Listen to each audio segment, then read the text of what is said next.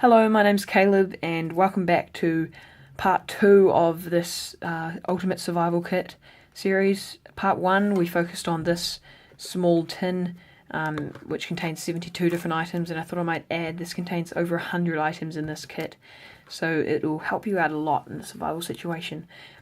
But today's video we're going to be mainly focusing on this other pouch which is maxed out and full of essential survival things. So without further ado, let's get into it. On the outside of this kit there is immediately a carabiner with a Victorinox multi-tool and a flashlight on here. I'll just go over these really quickly. This is my Victorinox Classic, very small. I can get a ruler to show the size comparison. As you can see, this ruler is 4 centimeters long, just this part to this part. And this Victorinox is not very much bigger than that. I'd estimate around 6 centimeters, and very thin as well.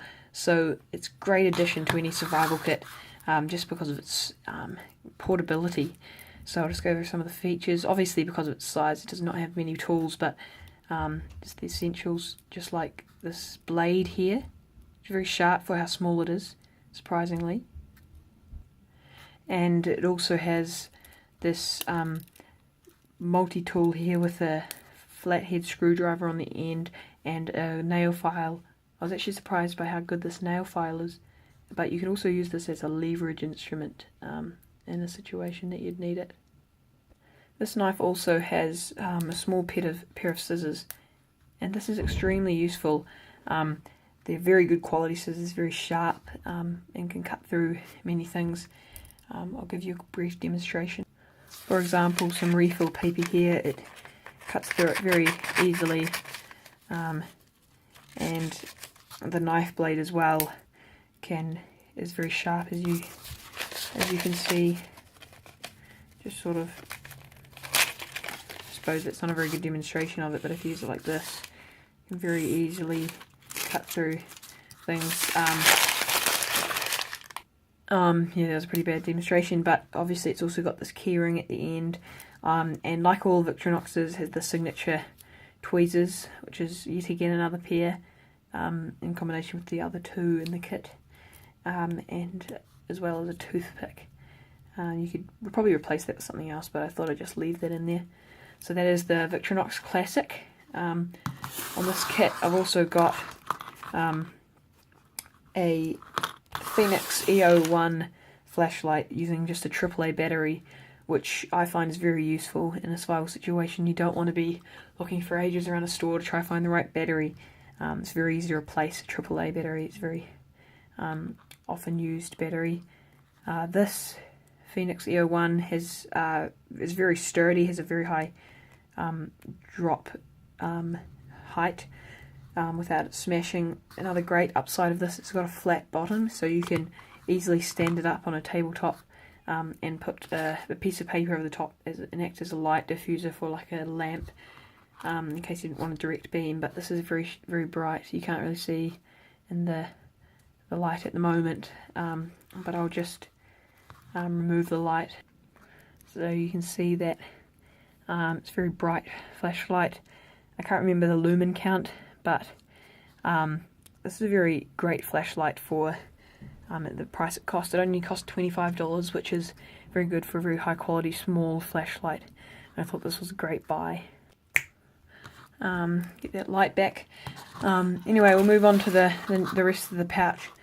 But before we do, this is just a small name tag I made from an ice cream container lid. I just cut it out and wrote on it with permanent marker, and I've also got a carabiner. You can clip this onto a bag or something. But yeah, let's get into the pouch. This pouch itself is just a cheap one I got in conjunction with this other survival kit, but it's not waterproof or anything. It'd probably be pretty good if it were waterproof, but I don't imagine this zip is. It's not very high quality, but it'll do the job.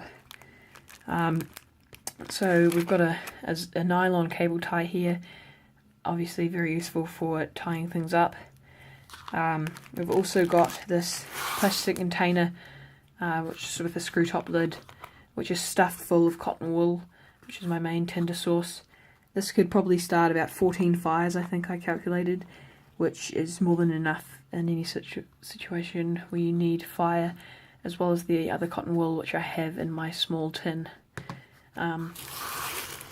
We've also got this 4.5 metre long bandage for any major injuries where blood is coming out. This is sterilised, still in the container, so very useful first aid ingredient. This is my Pliers Multitool knife.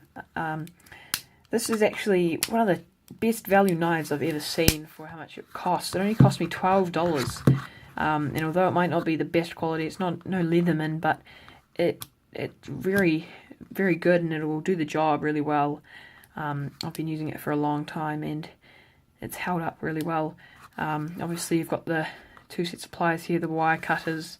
You've got a carabiner on the end, and it's got a really nice locking mechanism. But it's also got a knife blade here, which has a lock in here, which is very useful. I was surprised how sharp this blade was. It's actually almost as good as my main Gerber index knife. This is obviously a much better quality knife, but I was still surprised how good this one is in comparison to this. It has also got a saw blade on it, which also has the lock, although this blade's a bit stiffer. This has got a Phillips screwdriver in conjunction with the other ones in my kit, though this is a much smaller one, so smaller jobs. It also contains a letter opener along with a can opener and a rope cutter, very useful tool there, as well as a flathead screwdriver, a bottle opener and a wire stripper. So it contains not as many tools as you might expect for a knife this size, but considering how cheap it was, I thought it was a great thing to include in this pack. As my main ethos is sort of budget survival kits, so the ones that you can get for not very much money, which means that it's not a huge investment and you can carry it with you. What else have we got in this pouch? So we've got a backup AAA battery for the Phoenix EO1, and it's got insulation tape over the end to protect it from short circuiting. We've also got a metre long tape measure, which is wrapped up very tightly. There are many things you'd need a tape measure for, or any type of measuring instrument in a survival situation. We've also got a die here, very small but effective way of keeping boredom at bay.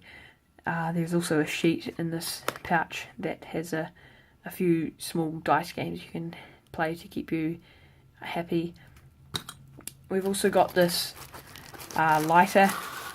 This is just a cheap one, but it's actually waterproof, and the thing I most liked about this lighter is that it's got this minimum and maximum flame, so it will let through more gas and the flame will be bigger or smaller in case it's windy. So there's obviously this small flame here, which is hard to see in the light, but there's also the large flame.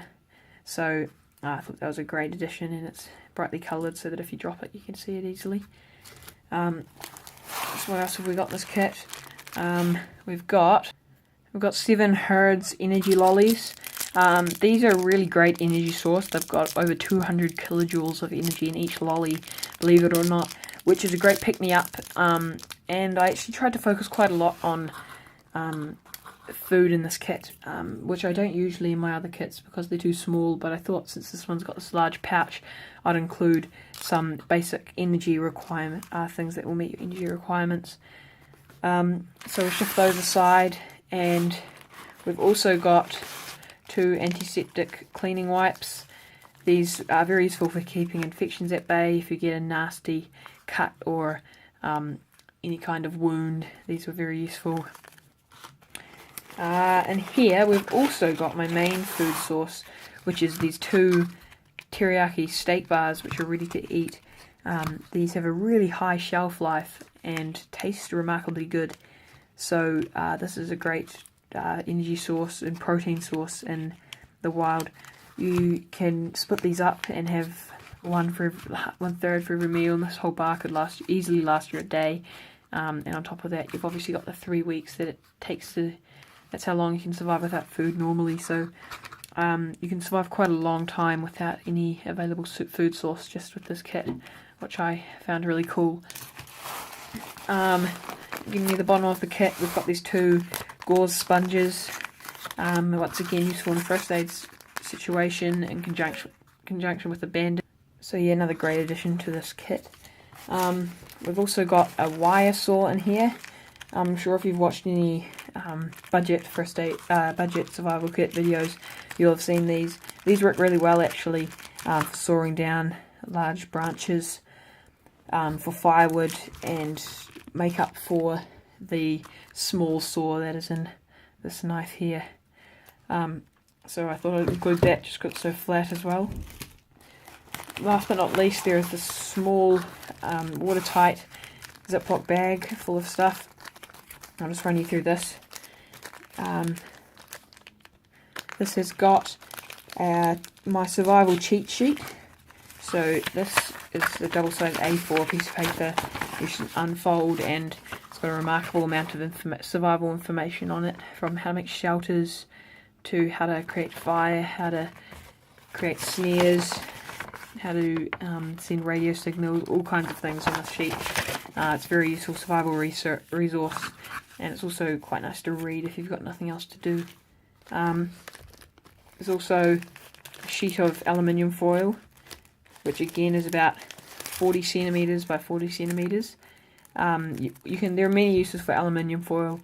You can use it for a bowl, for a wind shield over a fire. Aluminium foil is a great resource. There's also this small sheet of a couple of games you can play with a single die, just in case you get bored. There's also some more notepaper on the back of this.